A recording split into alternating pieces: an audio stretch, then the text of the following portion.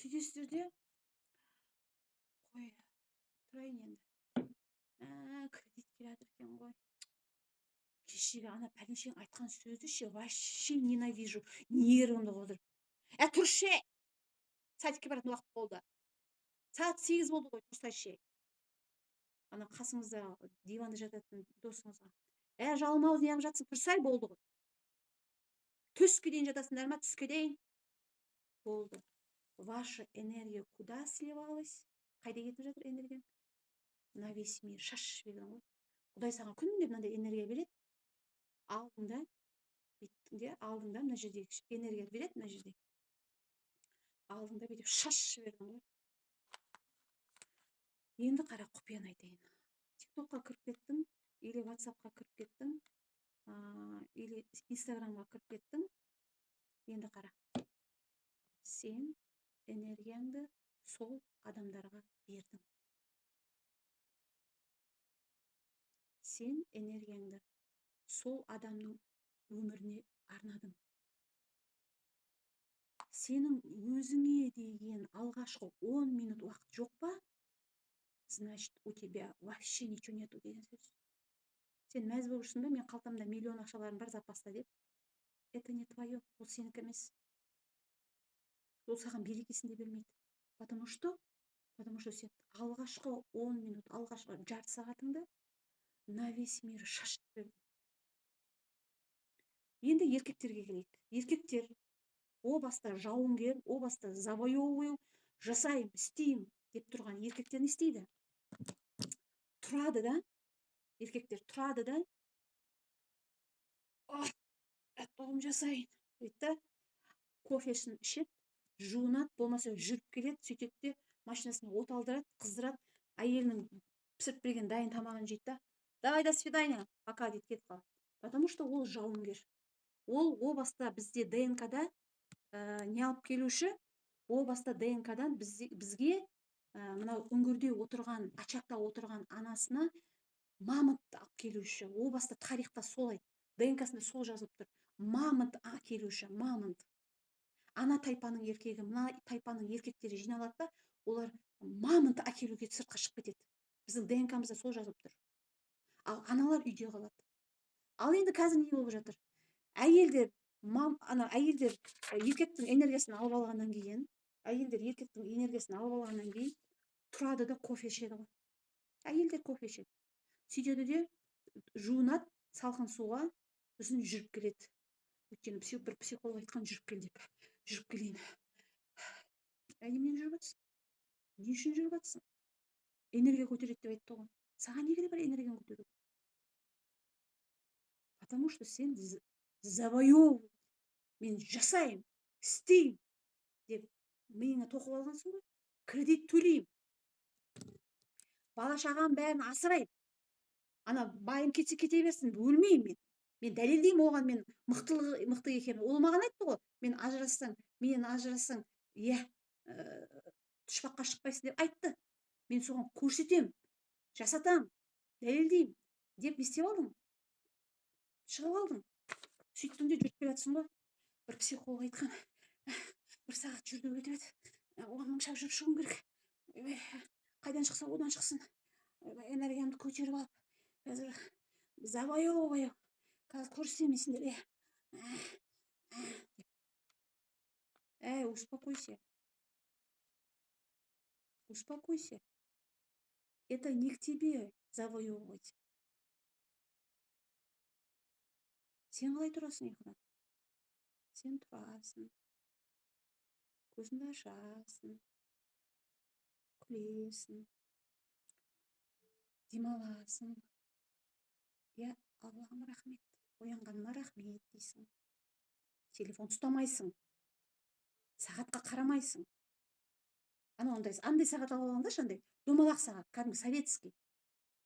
Спальныйға қойып қой сондай сағатты. Сен мына сағатқа қараймын деп TikTokқа кіріп кетесің. Қалай кіріп кеткенін байқамайсың сосын. Анандай сағат алыңдаршы, домалақ кәдімгі совет, 2-ақ мың теңге тұрады ғой, 1500-ақ теңге тұрады. Қойып қой, қара, болды. 5 болыпты ғой сағат. Болды, тұрдың ба? 5 екенін білдің ба? Енді не істейсің? күйген дүние күйіп кетсін. Маған десең, сенің бесіктегі балаң жыласын, жылайын деп жатсың, басқа да қылайын деп жатсың. Егер де сен бесікте балам бар еді, анау бір қолмен бесік тербеткен, бір қолмен әлем тербеткен деген сөз. Әлеміңді тербет, әлеміңді тербетесің, сосын бесікті. Әлеміңді тербет. Бұрын 5-те тұратын ба едің, енді 4:30-да тұр.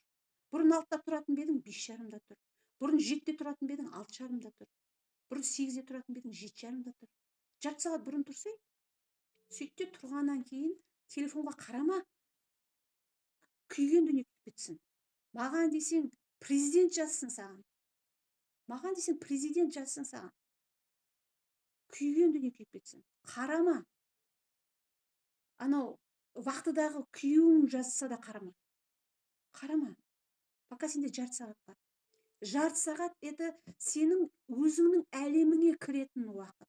Сенің жауапкершілігің, сенің эмоцияларыңды, әйелдік энергияңды көтеретін уақыт.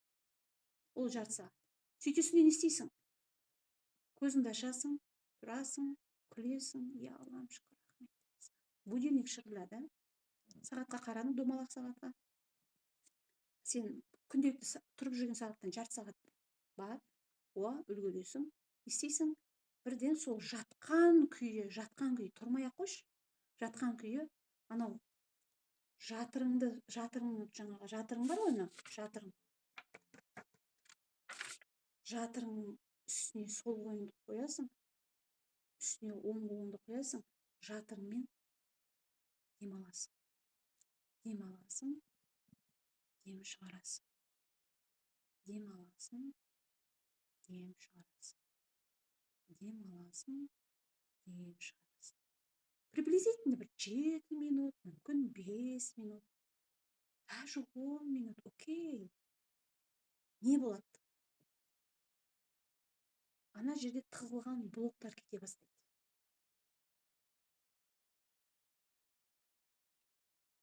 Блоктар кете бастайды. Сол сиырға дейін жарты сағат бұрын оян. Сиырға 4-те тұрасың ба, 3:30-да оян. Блоктар кете бастайды. Анау ұят, мынау ұят деген сені тығып тастаған клетка деңгейіндегі, мынау ДНК деңгейіндегі программалар бар ғой, ата тегінен келатқан, әжелеріңнен келатқан. Ол бүйтуге болмайды, сөйтуге болмайды, бүйтуге болмайды, бүйтуге болмайды, енді көп қой, білмеймін. Солардың барлығы сенде тұр ғой, ДНК деңгейінде сенде тұр. Соның барлығы шешіледі. Енді не болады? Бір айдан соң, бұны бір ай істесең, энергияң көп болады. Шаршамайсың. Өзіңді тыңдай бастайсың. Бір ай істесең. Уже әдетке айналып кеткен 3-ші ай дегенде саған басқалар басқаша көзге қараспен қарай бастайды. Сен что-то өзгеріп кеткенсің ба? Басқа крем жағып алғансың ба? Сұлуланып кеткенсің ба? Шашыңды бояп алғансың ба? Әдемі көйлек киіп алғансың ба? Что-то сен басқашасың ғой бүгін. Саған басқаша қарай бастайды. Сен өзіңнің өзгергеніңді байқайсың 3 айдан. 5 айға дейін істей берсең, күнделікті, жаңағы айтып отырмын ғой, жарты сағат өзіңе үңілу. 5 айдан кейін өзің өмірің өзгеріп кетеді. Сен ойлайсың, бұған дейін бәрі маған қиындықпен келеді деп. Енді сен үшін бағана айттым ғой, Клеопатра не ойлайды, сол болады. Тура сондай болады. Не ойлайсың, сол болады. Не ойлайсың, сол болады. Потому что сен өз әлеміңде істедің. Сен ішіңе кірдің, ішіңе үңілдің. И сен микрокосмосқа кірдің, макрокосмосты бағындырып жатсың. Саған мүмкін емес жағдайлар болмайды. Сен үшін бәрі оңай жеңіл бола береді. 1 жыл дегенде өзіңді танымай қаласың. Өзіңді өзіңмен салыстырасың. Ё-майо, мен 1 жыл бұрын қандай едім? 1 жыл бұрын мен ұрысқақ, мамасына ұрсатын, балаларына ұрсатын, күйеуіне ұрсатын, сырттан көретін, бәрін сырттан кінәлайтын. Мен сондай жауыз әйел едім ғой. Мен қандай басқаша болып кеткенмін. Мына тыныштық не деген керемет. мына тыныштық не деген ақшаға сатып алмайтын дүние. Маған пәленбай мың бер десе мен мынаны бермес едім деп өзіңе өзің таң қаласың. Бір жыл істесің. Бірақ қыздармен бірақ техниканы айттым. Жарты сағаттың ішінде істеу керек, алты техника бар. Кім алам дейді, алам десеңіздер жеке шығыңыздар. Енді сіз егер де істемесеңіз не болады? Істемесеңіз, ей, кімге ұрыссам екен, бұларға не деп ұрыссам өзі, не деп ұрыссам екен бұларға? Шеке басыңыз тырысып, ұрсатын адам таба алмай, қиналып, ана блоктарыңыздың барлығы ішіңізде каша болып, сырттан анау кінәлі, мынау кінәлі, сіз үшін бәрі кінәлі. Тез қажып кеткен, тез әжім басып кеткен әжеге айналасыз. Енді мен сіздерге бір қызық айтайын. Сіз когда жатырыңызбен ішіңізге үңілгенде, мен дем алып жатырмын, дем шығарып жатырмын, менің жатырым дем алып жатыр, дем шығарып жатыр деген кезде, сіз 10 минутқа уақытты тоқтатасыз. Сыртта уақыт жүріп жатыр. Яғни сол уақытта 10 минуттың ішінде не істеуге болады? Кір сала салуға болады, кофе қайнатуға болады, чайникті қоюға болады, әжетхана барып келуге болады, жуынуға болады, сиыр сауып келуге болады, жаңа айтып жатыр. Тауық қораға барып тауық шашып, жем шашып келуге болады. Білмеймін, не істеуге болады? 10 минуттың ішінде бәрін істеуге болады. Каш пісіре салуға болады, жұмыртқа пісіре салуға болады, иә? Ал сіз вот этот мир, матрицу остановили. Сіз тоқтаттыңыз. Сіз оның бәрін тоқтаттыңыз да өзіңіздің ішіңізге үңіліп кеттіңіз. Кіріп кеттіңіз өзіңізге. Сөйттіңіз де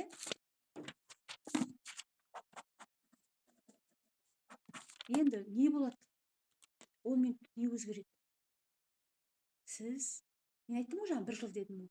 1 жыл бойы 10 минуттан істей берсеңіз, қартаю процесін тоқтатасыз. Ду қол шапалақ ұрыңдар. Весь мир сенің айналаңнан кругпен айналады. Өйткені сол уақытта суета басталады. Біреу машинасын оталдырады, машинасын қыздырады. Суета басталады сол уақытта. Ал сен, әйел, ішіңе үңілгенде, вот этот суетаны тоқтатып қойдың. Когда сен тоқтатқан кезде, ты остановила свою старость. Сен қартаю процесін тоқтатып қойдың. Баян Алагөзованың айтқан сөзін білесіңдер ме? Сахнада тұрып айтқан. Мен 20 жыл бойы өзімнің ішімде үңіліп келем деп айтты. Және менің спальнем бөлек деді. Я, біз белгілі бір деңгейде қосыламыз, бірақ екеуміздің спальнеміз екі жақта. Мен тұрам, қай уақытта тұрам, қалай өзіме үңілем, қалай йога жасайм, қалай мен айна қарап техникалар жасайм, когда мен өзімен өзім айналсам, бұл менің уақытыма ешкімнің кіруге қақысы жоқ. Байқадыңыздар ма? Сторисінде бүйтіп айтты ғой. Екеуі қонақ үйге барды. Екеуі бір шетелге барды, қонақ үйге барды. Бірақ екеуі 2 бөлме қонақ үй алып алған, 2 бөлме. Сол кезде бүйтеді. Баян Алагөзова шыққанда, кімге айтады ғой? Қайырлы таң деп, будто кеше көрген адам сияқты. Жаңа, қалай ұйықтадың деген секілді, бұндай будто бір кеше басқа бөлмеден шыққан адам секілді айтып отыр. Неге? Өйткені Баян Алагөзова 20 жылдан бері өзін қарттықты тоқтатып тастаған адам. Ол бір қазір 30-дағы әйел секілді, жасы 50-ден асты ма, қаншадан асты? Ол 20 жылға қарттықты тоқтатып тастады. Яғни адам өзінің тағдырының авторы. Захочешь, сен де тоқтата саласың. Ойбай, инопланетянист түсіп кетті мына жерде. Кім ол дейді? Инопланетянист түсіп кетті мына жерде. Енді не айтып отырмын бағанадан бері? яғни сен 10 минут сол практиканы жасағанда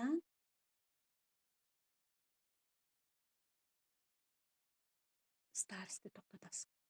Джо Диспенза 70-тен асқан, 70-ке тақап қалды ма екен, 50-де бір жігіт секілді. Ол да сондай. Ол да медитация жасап, өзінің ішіне үңілу арқылы өзінің 70-тегі жасын тоқтап тастаған адам. 50-дегі де қақшаңдап жүр. 20 жылын артқа лақтырып жіберді. Как это? Потому что каждый день адам өзінің ішіне үңілгенде мына суетаны, матрицаны тоқтата аласың. Енді қараңыздар. Сіздер, әйелдер, өздеріңіздің храмдарыңыз болсын. Храм дегеніміз өздеріңіздің бір бұрыштарыңыз, бір мешіттеріңіз болсын. Ол қалай болу керек? Мүмкін ол кішкентай коврик, мүмкін ол кішкентай подушка, мүмкін ол бір балкон, мүмкін ол сіздің спальнеңіздің бір бұрышы. Ешкім кірмеу керек. Ол жерде ешкім болғанмау керек. Это ваш храм. Хотя бы сол жерге күніне 15 минут просто так ештеңе істемей ақ қой, демалмай ақ қой, дем шығармай ақ қой. Просто так отырып, денеңе перезагрузка жаса. Әйел просто так отырғанда денесінде, ментальды денесінде, физикалық денесінде перезагрузка болады. Мүмкін бір свеча қойып қоясыз, чтобы вам, когда қарағанда, чтобы вам было приятно.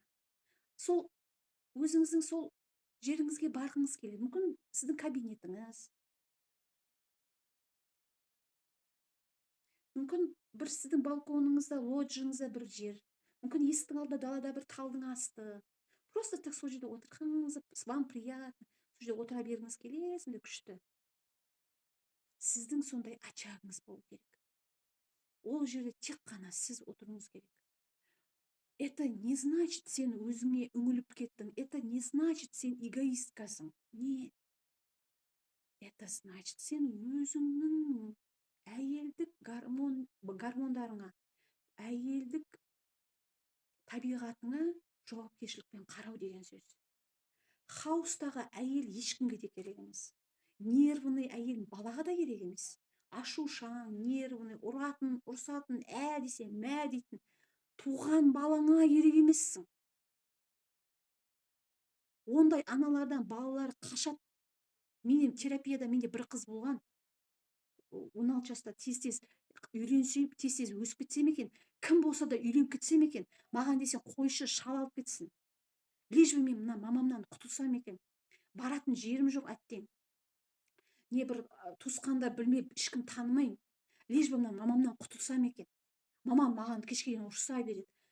Отырсам, опақ тұрсам, сопақ, бүйтпейсің ба, сөйтпейсің ба, жумайсың ба, не қылып жатсың, неге қойып жатсың, не өзі мені үйірмелерге қатыстырмайды, не мені бір киініп, бүйтіп, өзі тиктокта, өзім әлемінде жүрсем, анауым не деп ұрсады, әр жерге кірісе береді. Мен шаршадым, апай, мен өз мамамнан құтылғым келеді, сондай адам бола ма? Әлде мен дұрыс емеспін ба? Мен өз анамнан құтылып кеткім келеді дегенде, мен жылағым келді. Сондай да бала бар ма өзінің анасынан құтылғысы келетін? Сондай да бала бар ма өзінің анасын көргісі келмейтін? Неужели біз сондай дәрежеге жетіп қалғанбыз? Бізде басқа айналысатын жұмыс жоқ па? Біз өзімізге үңіле алмаймыз ба? Өзіміздің істейтін ісіміз жоқ па сонда? Неменеге біз баламен, өзіміздің жатырымыздан шыққан баламен алысып кеттік? Неге оған мүмкіндік бермейміз? Неге оны жарыққа жұлдыз болып шығуына біз жол көрсетпейміз, картасын сызып бермейміз? Неге біз онымен істеп жатсың, не қылып жатсың, бүйтіп жатсың ба, сөйтіп жатсың ба, іштің ба, жедің ба, анау мынау деп? Ол тәрбие емес. Ол тәрбие деген сөз, тәрбие ондай болмайды. Тәрбие деген сөз, сен не істейсің, саған қарап істейді. Ты какая? Саған қарап істейді. Сен қандай анасың?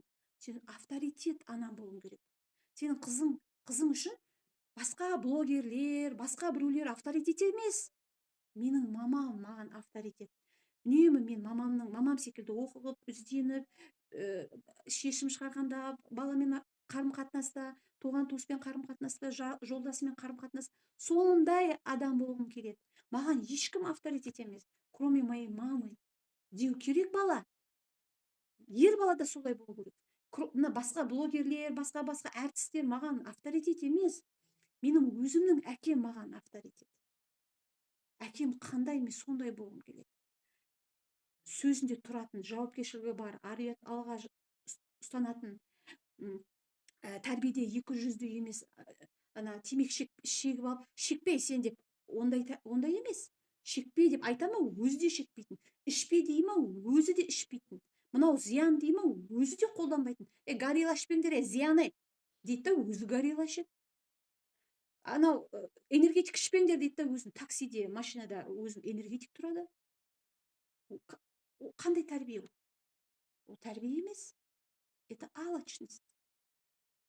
Сол үшін қыздар, өздеріңіздің храмдарыңыз болу керек, яғни өздеріңіздің бір уютный местоларыңыз болу керек. Мүмкін ол просто подушка, сіздердің бүйтіп құшақтап отыратын. Мүмкін просто коврик, сол ковриктің үстінде жай ғана отыратын. Может, кресло, может, мүмкін балкон, лоджия, мүмкін спальныйдың бір бұрышы, мүмкін кабинетіңіз, жұмыс кабинетіңіз. Пока ешкім кіргізбей тұра тұрыңыз, есік жауып алыңыз. Это не значит, сен эгоистсің, сен өзіңді ойлайсың деген сөз емес. Это значит, сен өзіңе үңілдің деген сөз. Жауапкершілікті ала аласың деген сөз. Если женщина өзіне үңіледі, өзін мына суретті қараңыздаршы. Міне.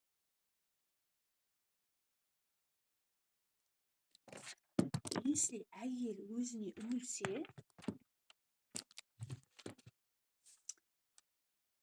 если әйел өзінің ішіне, әлеміне кірсе,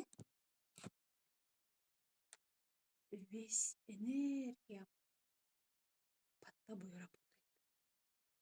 Жақсылық, молшылық, қуаныш. Сен уайымдама, ақшаны қаяқтан табам, ақша қалай келеді? Ақша өзі ақ келеді. Ақша өзі ақ келеді. Мен реклама жасамаймын. Ладно, мен өзім айтпай ақ қойыншы. Ақша сенің өзі ақ келеді саған. Когда сен өзіңнің ішіңе үңілгенде, постоянно өзің жаңағы уақыт бар ғой, өзіңе бөлетін уақыт, өзіңе бөлген кезде бақытты анасың ба, притом бақытты бала, бақытты анасың ба, притом бақытты жар, бақытты қызсың ба, притом бақытты әке шешенің қызысың, бақытты бауырсың ба, бауырларыңа мықты бауырсың, бақытты. Өйткені претензияң жоқ оларға. Потому что сен өзің ішіңе үңілгенсің, свой очагты жаққан адамсың. Енді дәл осындай менде не бар? 6 практика бар. Әйел өзіне 6 сағат жасау керек. 6 практика бар, кезек жасау керек. Қаласаң мына екеуін жаса бүгін, қаласаң ертең мына екеуін жаса, қаласаң